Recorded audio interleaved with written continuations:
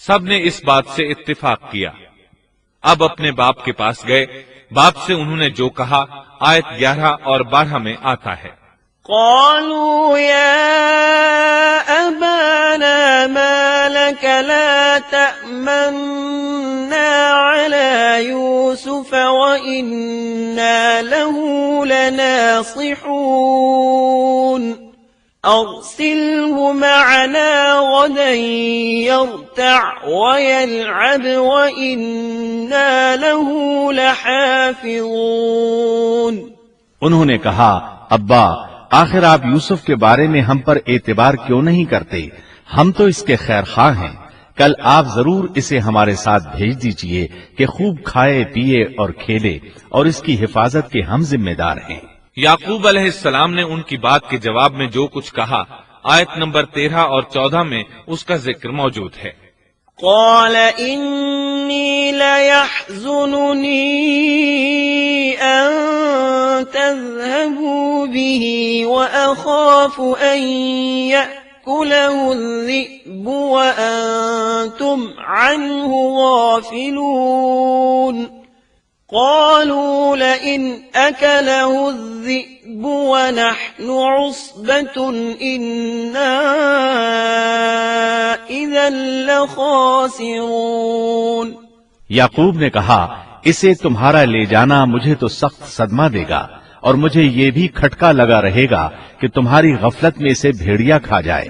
انہوں نے جواب دیا کہ ہم جیسی زوراور جماعت کی موجودگی میں بھی اگر اسے بھیڑیا کھا جائے تو ہم بالکل نکمے ہی ہوئے۔ وہاں بھیڑیے کثرت سے تھے، اس لیے یعقوب علیہ السلام ڈرتے تھے۔ بیٹوں کے بار بار اصرار پر یعقوب علیہ السلام یوسف علیہ السلام کو ان کے ساتھ بھیجنے پر رضامند ہو گئے۔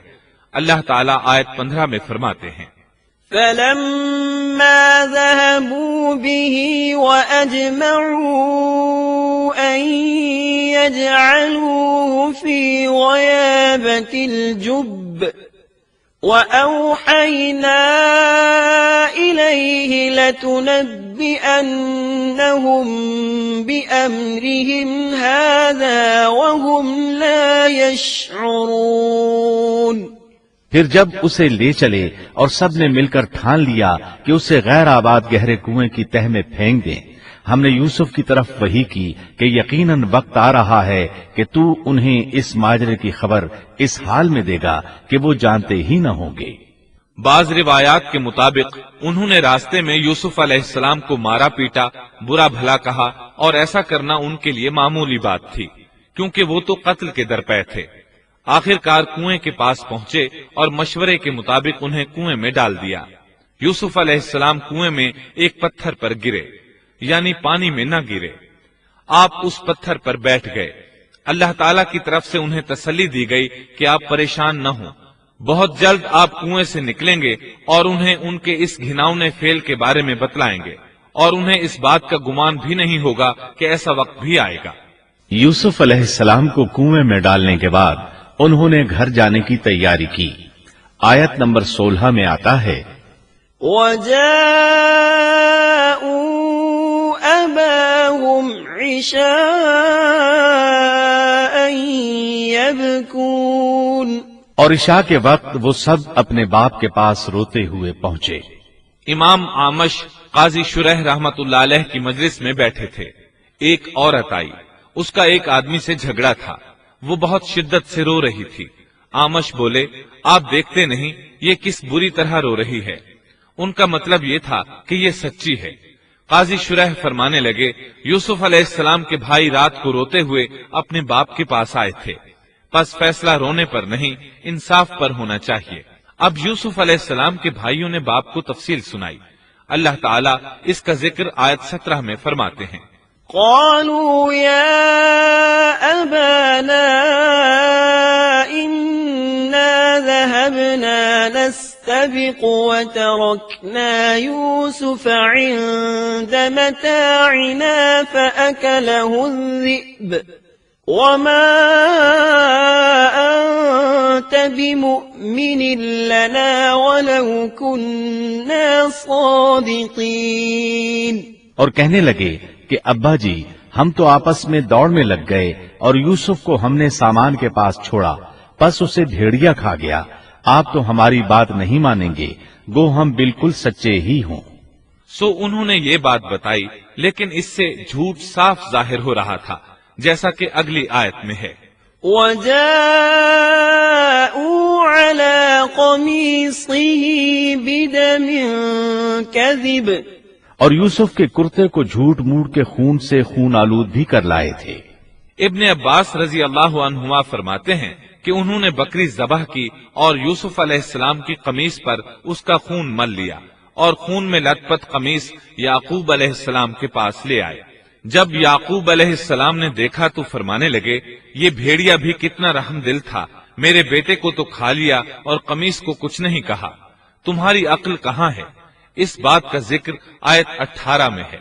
قال بل سولت لكم أنفسكم أمرا فصبر جميل والله المستعان على ما تصفون۔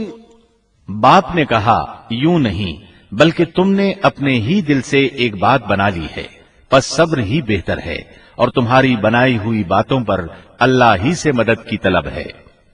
ادھر دوسری طرف کیا ہوا؟ آیت 19 میں اللہ فرماتے ہیں، وَجَاءَتْ سَيَّارَةٌ فَأَرْسَلُوا وَارِدَهُمْ فَأَدْلَىٰ دَلْوَهُ قَالَ يَا بُشْرَىٰ هَٰذَا غُلَامٌ وَأَسَرُّوهُ بِضَاعَةً وَاللَّهُ عَلِيمٌ بِمَا يَعْمَلُونَ۔ اور ایک قافلہ آیا اور انہوں نے اپنے ایک پانی لانے والے کو بھیجا، اس نے اپنا ڈول لٹکا دیا اور کہنے لگا، واہ واہ، خوشی کی بات ہے، یہ تو ایک لڑکا ہے۔ انہوں نے اسے مال تجارت قرار دے کر چھپا دیا، اور اللہ اس سے باخبر تھا جو وہ کر رہے تھے۔ تفصیل اس کی یہ ہے کہ ایک قافلہ اس کنویں کے پاس سے گزرا جس میں یوسف علیہ السلام موجود تھے۔ انہوں نے پانی کی تلاش میں ایک خادم کو بھیجا، وہ کنویں تک پہنچا، اس نے کنویں میں ڈول لٹکایا، یوسف علیہ السلام اس ڈول میں بیٹھ گئے۔ خادم نے ڈول نکالا تو اس میں ایک خوبصورت بچے کو دیکھا، مارے خوشی کے وہ پکار اٹھا، یہاں ایک لڑکا ہے۔ اس زمانے میں غلاموں اور لونڈیوں کی تجارت ہوتی تھی۔ انہیں خوف محسوس ہوا کہ کہیں یہ لڑکا ان سے چھن نہ جائے۔ اس خوف کے پیش نظر انہوں نے یوسف علیہ السلام کو چھپا لیا۔ انہوں نے یہ بھی سوچا کہ شاید یہ بھاگا ہوا غلام ہے، اگر اس کا مالک آ گیا تو وہ اسے لے جائے گا۔ یہ قافلہ مدائن سے مصر جا رہا تھا۔ جب یہ مصر پہنچے تو انہوں نے یوسف علیہ السلام کو معمولی قیمت میں فروخت کر دیا۔ معمولی قیمت میں فروخت کرنے کی جلدی بھی انہوں نے اسی خیال کے تحت کی کہ کہیں اس کا مالک نہ آ جائے۔ ابن عباس رضی اللہ عنہما فرماتے ہیں کہ انہوں نے یوسف علیہ السلام کو صرف 20 درہم میں بیچ دیا، اور یہ نہایت معمولی قیمت تھی۔ آیت نمبر 21 میں ہے، وَقَالَ الَّذِي اشْتَرَاهُ مِن مِّصْرَ لِامْرَأَتِهِ أَكْرِمِي مَثْوَاهُ عَسَىٰ أَن يَنفَعَنَا أَوْ نَتَّخِذَهُ وَلَدًا۔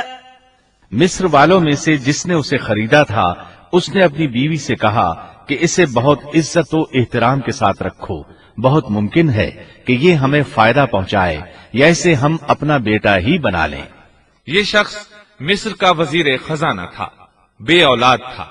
اس نے سوچا شاید یہ لڑکا بڑا ہو کر اچھا انسان بنے، لہٰذا کیوں نہ ہم اسے بیٹا بنا لیں۔ اس طرح یوسف علیہ السلام وزیر خزانہ کے گھر پلے بڑھے۔